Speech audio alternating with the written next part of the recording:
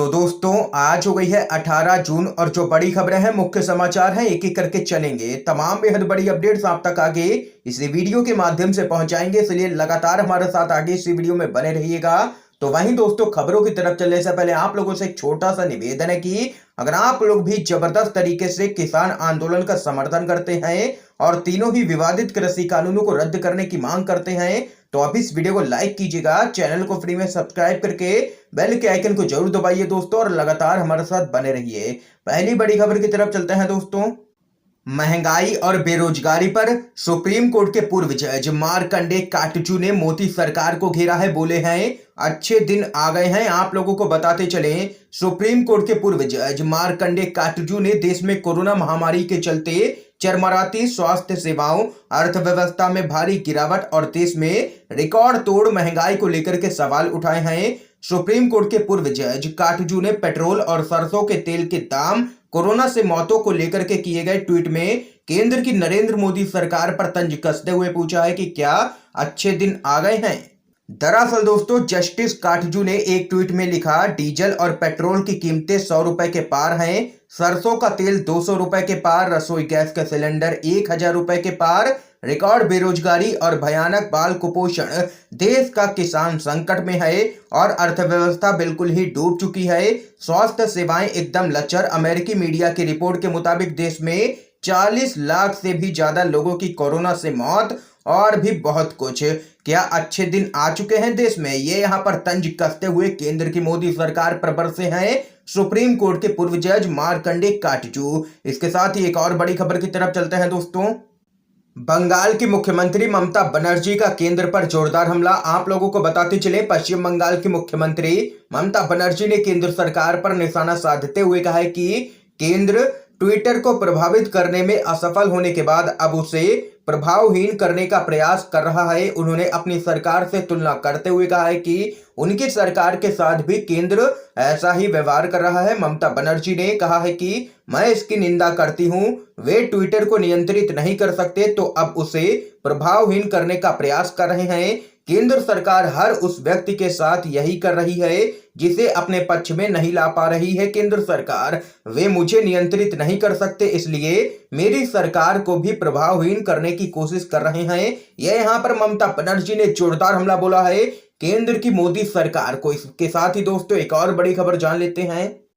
PM Modi से मिले हैं तमिलनाडु के मुख्यमंत्री एमके स्टालिन। नए कृषि कानूनों की वापसी समेत उठाए हैं कई मुद्दे। आप लोगों को बताते चलें, तमिलनाडु के नए मुख्यमंत्री और डीएमके के सुप्रीमो एमके स्टालिन ने प्रधानमंत्री नरेंद्र मोदी से मुलाकात की है।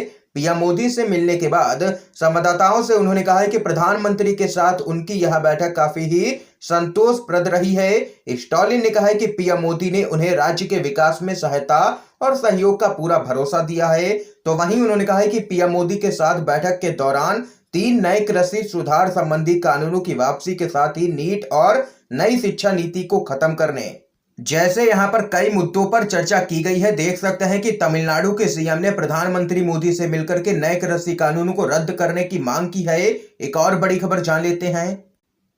टीएमसी ने राज्यपाल धनखड़ को बताया है बीजेपी का कार्यकारी अध्यक्ष, राजभवन को पार्टी ऑफिस। जी हां दोस्तों, पश्चिम बंगाल में एक बार फिर से सत्तासीन तृणमूल कांग्रेस और राज्यपाल जगदीप धनखड़ के बीच विवाद बढ़ता ही जा रहा है।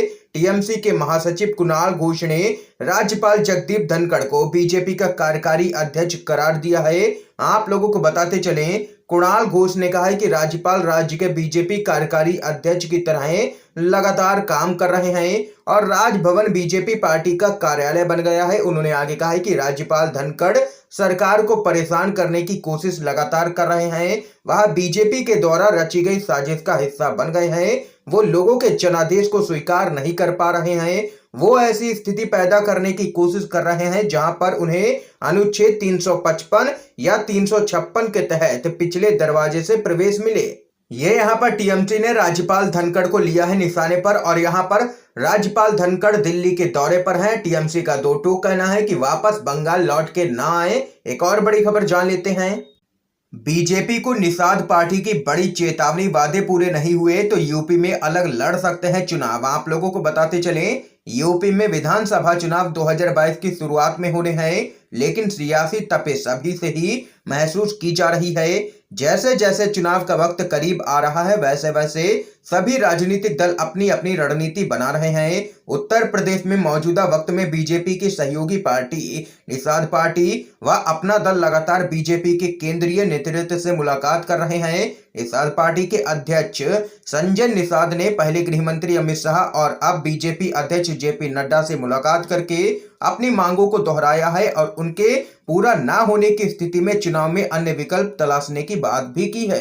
ये यहाँ पर दोस्तों देख सकते हैं कि बीजेपी की सहयोगी निषाद पार्टी ने चेतावनी दे दी है विधानसभा चुनाव अलग लड़ने की और कहा है कि अगर मांगों को नहीं माना गया तो हम गठबंधन तोड़ देंगे बीजेपी से। इसके साथ ही एक और बड़ी खबर आप लोगों को बताते चलें। कर्नाटक भाजपा में कलह, विधायक बोले सरकार चलाने की हालत में नहीं है सीएम येदियुरप्पा। आप लोगों को बताते चले कर्नाटक के मुख्यमंत्री और भारतीय जनता पार्टी के वरिष्ठ नेता बीएस येदियुरप्पा ने परिवर्तनों की अटकलों को खारिज कर दिया है, लेकिन यहां अब भी पार्टी के अंदर सियासी हलचल लगातार जारी है। भाजपा के महासचिव वरुण सिंह कर्नाटक के दौरे पर हैं और पार्टी के पदाधिकारियों से लगातार बात कर रहे हैं। इस बीच भाजपा के एमएलसी एएच विश्वनाथ ने येदियुरप्पा के नेतृत्व पर सवाल उठाया है और कहा है कि कर्नाटक के सीएम अब सरकार चलाने की हालत में नहीं है। उन्होंने आगे कहा है कि सरकार और पार्टी के बारे में जनता की राय नकारात्मक है, यह अच्छी बात नहीं है। बीजेपी को लेकर के जनता के बीच में लगातार गुस्सा देखने को मिल रहा है। ये तो यहाँ पर कहना है बीजेपी के ही विधायक का। देख सकते हैं कि कर्नाटक के अंदर हलचल देखने को मिल रही है। बीजेपी में साफ तौर पर कलह दिखाई पड़ रही है, कई विधायक बाकी बताए जा रहे हैं। इसके साथ ही एक और बड़ी खबर की तरफ चलते हैं।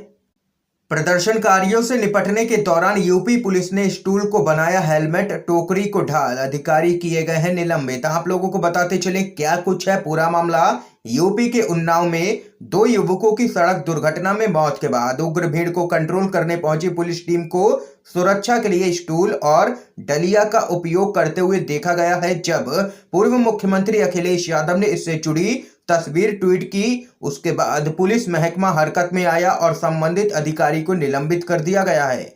अखिलेश यादव ने जो तस्वीर साझा की है उस तस्वीर में एक सिपाही अपने सिर पर स्टूल और एक सिपाही हाथ में डलिया लिए दिखाई दे रहा है। तो यहाँ पर दोस्तों ये तो हाल है यूपी पुलिस का। इस खबर पे आप लोगों की क्या कुछ राय है जरूर बता सकते हैं। एक और बड़ी खबर की तरफ चलते हैं दोस्तों। कांग्रेस बोली सोनिया गांधी और प्रियंका गांधी कोरोना टीका लगवा चुकी हैं, बीजेपी पर किया है पलटवार। जी हां दोस्तों, कांग्रेस ने कहा है कि पार्टी अध्यक्ष सोनिया गांधी कोविड-19 टीके की दोनों ही खुराकें ले चुकी हैं और सरकार को बेवजह के मुद्दे गढ़ने की बजाय सभी भारतीय नागरिकों का टीकाकरण करने के राजधर्म का पालन करना चाहिए। पार्टी के मुख्य प्रवक्ता रणदीप सुरजेवाला ने बीजेपी पर निशाना साधते हुए यह भी कहा है कि कांग्रेस की महासचिव प्रियंका गांधी ने भी टीके की पहली खुराक ले ली है और पूर्व अध्यक्ष राहुल गांधी कोविड से पूरी तरह सेहतमंद होने के बाद चिकित्सकों की सलाह पर ही टीका लगवाएंगे। और सुरजेवाला ने यह टिप्पणी उस वक्त की है जब बीजेपी के कई नेताओं की तरफ से सवाल किया गया कि क्या सोनिया गांधी, राहुल गांधी और प्रियंका गांधी ने टीके लगवाए हैं, और यहां पर कांग्रेस पार्टी ने जवाब दिया है और बीजेपी को ले लिया है निशाने पर। एक और बड़ी खबर आप लोगों को बताते चलें। संसदीय समिति में उठा है महंगे पेट्रोल डीजल का मुद्दा, पक्ष विपक्ष के सांसदों में वार पलटवार। आप लोगों को बताते चलें, पेट्रोल और डीजल की कीमतों में वृद्धि का मामला पेट्रोलियम मंत्रालय से संबंधित संसदीय स्थायी समिति में उठा है। समिति में विपक्ष के सांसदों ने इस मसले पर केंद्र सरकार को घेरने की कोशिश की है। पक्ष और विपक्ष के सांसदों के बीच जोरदार भिड़ंत देखने को मिली है। बैठक में विपक्ष के सांसदों ने कहा कि देश पहले से महंगाई का सामना कर रहा है और पेट्रोल डीजल की बढ़ती कीमतों से लोगों का जीना दूभर हो रहा है। और यहाँ पर विपक्ष ने जबरदस्त तरीके से मोदी सरकार को घेरा है। इसके साथ ही एक और बड़ी खबर की तरफ चलते हैं दोस्तों। देश में पेट्रोल डीजल के दामों में बेतहाशा बढ़ोतरी, महंगाई से मोदी सरकार को कोई भी लेना देना नहीं है। कांग्रेस का जोरदार हमला। कांग्रेस पार्टी के वरिष्ठ नेता और पूर्व विधायक नरेश कुमार ने कहा है कि देश में पेट्रोल डीजल के दामों में बेतहाशा बढ़ोतरी से महंगाई में भी लगातार इजाफा देखने को मिल रहा है, लेकिन नरेंद्र मोदी सरकार को इससे कोई भी लेना देना नहीं है और वह अगले साल उत्तर प्रदेश में सत्ता में आने की योजना बना रही है। दरअसल दोस्तों आप लोगों को बताते चले, पेट्रोल तो पहले से ही शतक मार चुका है और कई जगहों पर अब यहाँ पर डीजल ने भी शतक मार दिया है। 100 के पार डीजल भी पहुंच चुका है, जिसको लेकर के जबरदस्त तरीके से विपक्ष से लेकर के आम जनता भड़क रही है मोदी सरकार पर। इसके साथ ही एक और बड़ी खबर आप लोगों को बताते चलें। रामदेव पर दर्ज हुई है एफआईआर। कोरोना दवा के खिलाफ झूठ फैलाने का है आरोप। आप लोगों को बताते चलें, छत्तीसगढ़ की राजधानी रायपुर में पुलिस ने रामदेव के खिलाफ एफआईआर दर्ज की है। कोरोना इलाज में इस्तेमाल किए जाने वाली दवाओं के खिलाफ झूठी जानकारी फैलाने के आरोप में रामदेव के खिलाफ यहां पर एफआईआर दर्ज की गई है।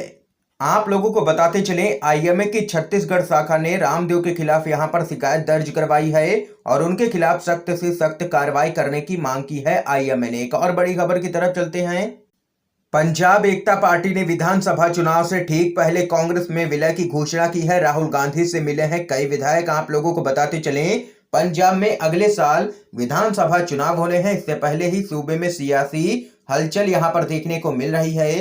पंजाब के 3 विधायकों वाली पार्टी पंजाब एकता पार्टी ने कांग्रेस में विलय का ऐलान कर दिया है। सुखपाल सिंह खैरा, जगदेव सिंह और पीरमल सिंह ने यहां पर दिल्ली में राहुल गांधी से मुलाकात की है। इस दौरान सीनियर नेता और उत्तराखंड के पूर्व मुख्यमंत्री हरीश रावत भी मौजूद रहे। और वहीं इसके साथ ही एक और बड़ी खबर की तरफ चलते हैं। राम मंदिर चंदा विवाद पर बोले हैं संजय सिंह। भक्तों का पैसा चोरी किया गया है, जांच करवाई जाए। आम आदमी पार्टी के सांसद संजय सिंह ने एक बार फिर से कहा है कि अयोध्या में राम मंदिर के लिए मिले चंदे में चोरी की गई है। उन्होंने अपनी प्रेस कॉन्फ्रेंस में हाल ही में राम मंदिर ट्रस्ट के 18 करोड़ की जमीन खरीदने का मामला उठाया। उन्होंने कहा है कि ये जमीन राम भक्तों के चंदे में चोरी करने की नीयत से खरीदी गई है।